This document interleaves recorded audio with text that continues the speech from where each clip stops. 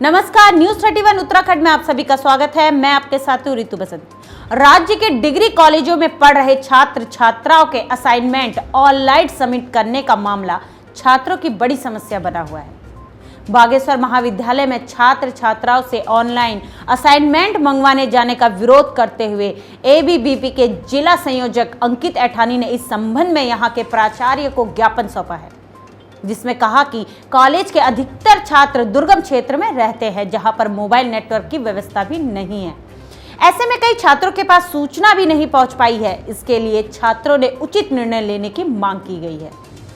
Online assignment मंगवाने के विरोध में कल मेरे द्वारा प्राचार्य महोदय को ईमेल के द्वारा एक ज्ञापन भेजा गया, जिसमें हमने ये मांग रखी कि अधिकांश बच्चे दुर्गम क्षेत्रों से आते हैं, उनके पास एंड्रॉयड फ़ोन नहीं है और कहीं कहीं नेटवर्क की कोई सुविधा नहीं है, जिस कारण अधिकांश बच्चे ऑनलाइन असाइनमेंट जमा करने में असमर्थ हैं। और अभी वर्तमान समय में लॉकडाउन की स्थिति को देखते हुए कई जगह पेपर उपलब्ध नहीं है, जिनमें असाइनमेंट सीट उपलब्ध नहीं है, तो जिस कारण से बच्चे असाइनमेंट बनाने में असमर्थ हैं। तो अतः हमारी मांग है कि जल्द से जल्द इस पर कुछ निर्णय लिया जाए, ताकि यह निर्णय छात्र हितों में हो। अगर इस पर कोई निर्णय नहीं लिया जाता है तो छात्र संघ सभी छात्र हितों में लड़ने के लिए तैयार है और तैयार रहेगी। धन्यवाद। अभी मेरा मुद्दा यह है कि जो ऑनलाइन कक्षाएं चलाई जा रही हैं महाविद्यालय के द्वारा, और जो ऑनलाइन असाइनमेंट आने वाला है 9 मई को, उसके बारे में मैं बात करना चाहूँगा।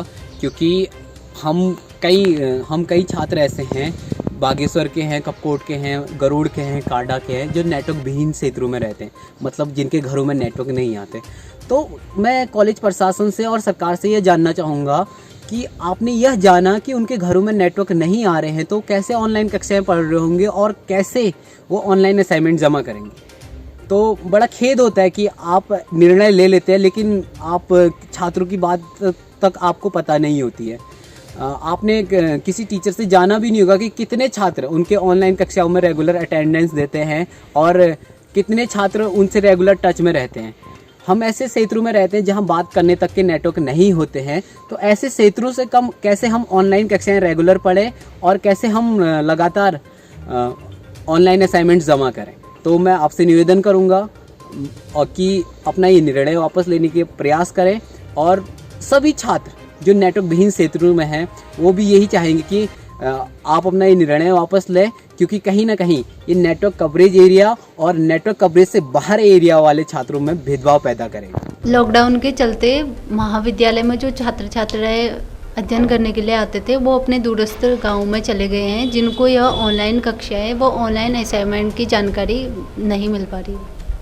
बागेश्वर महाविद्यालय के बहुत छात्र छात्राएं दुर्गम स्थानों में रहते हैं, जिनके वहाँ फ़ोन तक कर पाना संभव नहीं है। बच्चे कक्षाओं में इंटरनेट के माध्यम से वंचित होने के कारण प्रतिभाग नहीं कर पाते हैं। विश्वविद्यालय द्वारा जो ऑनलाइन कक्षाएं तथा ऑनलाइन असाइनमेंट का निर्णय लिया गया है, उसका छात्र संघ विरोध करता है। छात्र छात्राओं के हितों को ध्यान में रखते हुए अगर विश्वविद्यालय द्वारा निर्णय नहीं लिया जाता तो छात्र छात्राएं वो समस्त छात्र संघ विरोध करेगा। देखिए, जो छात्र संघ ने इस बार जो ऑनलाइन पढ़ाई चल रही है कई शिक्षा संस्थानों में, उसी के दौरान जो हमारे कुमाऊं विश्वविद्यालय के कुलपति हैं, उनके द्वारा ये बताया गया है कि जो भी छात्र छात्राएं हैं वो अपने ऑनलाइन असेसमेंट जमा कर रहे हैं ऑनलाइन तरीके से। लेकिन कुछ ऐसे छात्र छात्राएं हमारे कॉलेज में जो काफ़ी दूरस्थ गांव से भी हैं, जहां संचार की कोई व्यवस्था नहीं है और जहां इंटरनेट की कोई सुविधा नहीं है, जिससे उन्हें कई परेशानियां हो रही हैं। और कई छात्र छात्राओं ने बताया कि हम ये ऑनलाइन असाइनमेंट जमा नहीं कर पाएंगे कि हमारे यहाँ संचार की व्यवस्था नहीं है। और इसी के चलते सभी छात्र संघ ने ये फैसला लिया कि अगर इसको ऑनलाइन जो असेसमेंट जमा करने की प्रक्रिया है, इसको अगर बंद नहीं किया गया तो पूरा छात्र संघ और सभी छात्र छात्राएँ इसके लिए उग्र आंदोलन करेंगे। देखिए, महाविद्यालय में छात्र छात्राओं से ऑनलाइन के माध्यम से मंगाए जा रहे असाइनमेंट छात्र संघ बागेश्वर इसका विरोध करती है, क्योंकि नेटवर्क नहीं होने के कारण ऑनलाइन जमा नहीं कर पाएंगे। महाविद्यालय में अधिकतर छात्र छात्राएं दुर्गम क्षेत्र से आते हैं, वह अपना असाइनमेंट ऑनलाइन रूप से भेजने में असमर्थ हैं। एक नज़र से देखें तो डिजिटल इंडिया की बात करते हैं, यहाँ नेटवर्क तो आते हैं नहीं, और डिजिटल इंडिया की बात करते हैं। क्या कारण है कि छात्र संघ ने ऑनलाइन असाइनमेंट जमा करने का विरोध किया? देखिए, सर्वप्रथम तो हम न्यूज़ 31 का बहुत बहुत आभार प्रकट करना चाहेंगे जिन्होंने हमारी बात को हमारे समक्ष रखा। और हम जो ये उच्च शिक्षा मंत्री जो हमारे हैं धन सिंह रावत जी, उनका हम विरोध करते हैं क्योंकि असाइनमेंट उन्होंने जो ऑनलाइन तरीके से मांगे हैं। कई क्षेत्र ऐसे दुर्गम क्षेत्र हैं जहाँ पे को नेटवर्क की सुविधा नहीं मिल पाती। कई कारण हैं, जिनके पास मोबाइल नहीं है, जिनके पास एंड्रॉयड फ़ोन नहीं है, तो वो कैसे कर सकते हैं। तो छात्र संघ इसका पूरा विरोध करती है और आगे भी इसका विरोध करेगी क्योंकि कई ऐसे क्षेत्र हैं जहाँ पे को ऐसी व्यवस्था नहीं है। नेटवर्क के क्षेत्र अभी भी ऐसे दुर्गम हैं जहाँ पे को कोई प्रकार का दिक्कतें छात्राओं के सामने करनी पड़ती है। गरीबी है जिससे जिनके पास एंड्रॉयड फ़ोन नहीं है, तो इस कारण से छात्र संघ इसका पूरा विरोध करेगी और साथ ही साथ जल्द से जल्द अगर कार्रवाई नहीं की तो छात्र संघ उग्र आंदोलन के लिए भी बाध्य होगी। नैनीताल के धारी ब्लॉक से खबर है जहां पर अधरिया तोक ग्वालाकोट में बेमौसम बारिश व ओलावृष्टि ने क्षेत्र के किसानों की समस्या को और बढ़ा दिया है। यहां के किसान ताराचंद्र का कहना है कि लगातार बारिश व ओलावृष्टि से गेहूं की फसल में जो बाली लगती है वो काली पड़ गई है और गेहूं में दाना भी नहीं दिखाई दे रहा है। इधर आलू की फसल भी बारिश की चपेट में है। काश्तकार ताराचंद ने बताया कि लगातार बारिश से आलू की जड़ें फैल गई हैं जिससे आलू का दाना बढ़ नहीं पाता है। इस नुकसान से परेशान किसान सरकार से मुआवजे की मांग कर रहे हैं। इसी संबंध में काश्तकार चंद्रा देवी का कहना है कि बारिश व ओलावृष्टि से भारी नुकसान हुआ है। वहीं क्षेत्र के काश्तकार गणेश चंद्र का कहना है कि पिछली ओलावृष्टि से जो फलों को नुकसान हुआ है उसके लिए उन्हें सरकार ने 2000 के चेक दिए गए हैं, लेकिन इससे किसानों का घर चलाना मुश्किल है। नुकसान हो गया, बहुत ही काफ़ी नुकसान हो गया फसल का। हाँ, फसल गेहूं भी बर्बाद हो गया, आलू भी बर्बाद हो गया, फल फूल तो बिल्कुल ही नहीं है, खाने के लिए भी नहीं है हमारा। गेहूं तो सब खेत में सड़ गए भी नहीं होते हैं। अब आलू के जैसे लगातार ये बारिश से हमारे दाने नहीं लगेंगे कि जड़ी फैल जाएंगी, इसकी जड़ काफ़ी फैल जाएंगे और दाने बिल्कुल नहीं लगेंगे। अब कुछ नहीं है, फल फूल में कुछ है ही नहीं है इसमें। अब खाली टहनी है, खाली पात भी नहीं है इसमें। क्या करते हैं अब इसे? इधर हल्द्वानी में इन दिनों लॉकडाउन के चलते हल्द्वानी और काठगोदाम के रोडवेज स्टेशनों में खामोशी छाई है।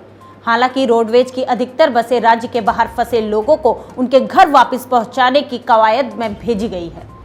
इस संबंध में जानकारी के लिए देखिए हमारे संवाददाता संजय प्रसाद की यह रिपोर्ट। ऑडियो। नमस्कार, स्वागत है आपका न्यूज़ 31 उत्तराखंड में। और आज हम खड़े हैं हल्द्वानी के रोडवेज परिसर में, जहां आप देख सकते हैं किस तरीके से सुनसानी छाई हुई है। कोई रोडवेज की वाहन यहाँ नहीं है। तो रोडवेज के कर्मचारी यूनियन के अध्यक्ष हमारे साथ हैं, मंत्री हमारे साथ हैं यादव जी। आइए इनसे जानते हैं किस तरीके से रोडवेज काम कर रहा है इस लॉकडाउन की स्थिति में, किस तरीके से सरकार को सहयोग कर रहा है। रोडवेज पूरी ईमानदारी से काम कर रहा है। हमारे कर्मचारी जो है जो शासन के पूरे निर्देशों का पालन करते हुए जहाँ जहाँ हमारे बसें मंगाई जा रही हैं वहाँ वहाँ हमारा कर्मचारी जा रहा है।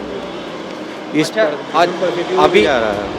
अच्छा, जैसे विषम परिस्थिति में अभी कुछ बसें बाहर मंगाई गई, जो बाहर से लोग आने हैं, तो उनमें कितनी बसें लगाई गई हैं अभी तक? अभी तो कल हमारी 40 बसें कल गई यहाँ से गुड़गांव के लिए, आज आ रही होंगी। अच्छा, तो ऐसे जैसे जैसे शासन का निर्देश प्राप्त हो रहा है हमारे लिए कि इतनी बसें आपको भेजनी हैं, तो उतनी बसें हम भेज रहे हैं यहाँ से।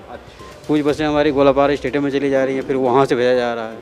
अच्छा, इसके साथ ही जो रोडवेज बस के चालक हैं, परिचालक हैं, उन लोगों के लिए क्या क्या सुविधा कुछ दी जा रही है? मास्क और ग्लव्स दिया जा रहा है और सैनिटाइज दिया जा रहा है। अच्छा, तो उनके स्वास्थ्य परीक्षण वगैरह के लिए वो भी हो रहा है, उनकी जांच करने के बाद ही उनको भेजा जा रहा है। अच्छा, अभी जैसे आपकी 40 बसें एक जगह गई हैं, तो अन्य कितने टाइम से आप लोग ये तो हम तो पिछले महीने से भेज रहे हैं। हम तो जैसे जैसे शासन का निर्देश प्राप्त हो रहा है उसके हिसाब से भेजते चले जा रहे हैं। शासन प्रशासन के आवश्यकता अनुसार जो बसें डिमांड की जा रही हैं उन यात्रियों के लिए, उस हिसाब से बसें जो है प्रोवाइड कराई जा रही हैं। तो सर, अभी जो बसें बाहर गई हुई हैं, बाहर लोगों को लाने के लिए, जैसे शासन ने कुछ लोगों को बुलाने के लिए बसें भेजी गई हैं, तो उसमें जो कर्मचारी गए हुए हैं वो क्या आपकी 33% कर्मचारी जो काम पे आ सकते हैं उसमें से हैं या नहीं? ऑफिशियल कर्मचारियों को जो है 33% के हिसाब से बुलाया गया है। दूसरा, वर्कशॉप के तकनीकी कर्मचारियों को भी 33% के हिसाब से बुलाया गया है। तो सर, जो बसों में परिचालक चालक बाहर गए हुए हैं, उनकी सुरक्षा के लिए, देखरेख के लिए या उनके भोजन के लिए क्या व्यवस्था है? स्टूडियो में जैसे कि उनकी शायद व्यवस्था की जा रही है, तो उनकी अपने कर्मचारियों की रोडवेज की तरफ से कोई व्यवस्था नहीं है? रोडवेज की तरफ से ही शायद व्यवस्था है मेरे ख्याल से। इसके बारे में मेरे को अभी पूरी तरह से जानकारी नहीं है। अभी वर्तमान में काठगोदाम डिपो से कितनी बसें लगाई गई हैं, कितनी बसें भेजी गई हैं अभी बाहर? ये तो काठगोदाम डिपो ही बता पाएगा, ठीक है, और कितनी बसें उनकी जा चुकी हैं। तो ये है काठगोदाम रोडवेज की स्थिति, जहाँ से बसें गई हुई हैं या परिचालक चालक गए हुए हैं बसें लेके बाहर, और लोगों की जो जिम्मेदारी है उनको बाहर से लाने की, जो सरकार ने मांग की है, सरकार ने आदेश दिया है कि उनको बाहर से लाया जाए, जिनके घरों यहाँ हैं घरों तक पहुँचाया जाए। तो इसमें कहीं ना कहीं रोडवेज एक बड़ी भूमिका में दिखाई दे रहा है, जो अपना इस तरीके से दायित्व निभा रहा है कि बाहर फंसे लोगों को, जो आज मजबूरी में हैं, परेशान हैं, उन लोगों को किसी न किसी तरीके से उनके घर पहुंचा दिया जाए। इसी के साथ हमारे चैनल को लाइक करें, सब्सक्राइब करें, साथ ही बेल आइकन दबाना ना भूलें। बने रहिए न्यूज़ 31 उत्तराखंड के साथ। धन्यवाद।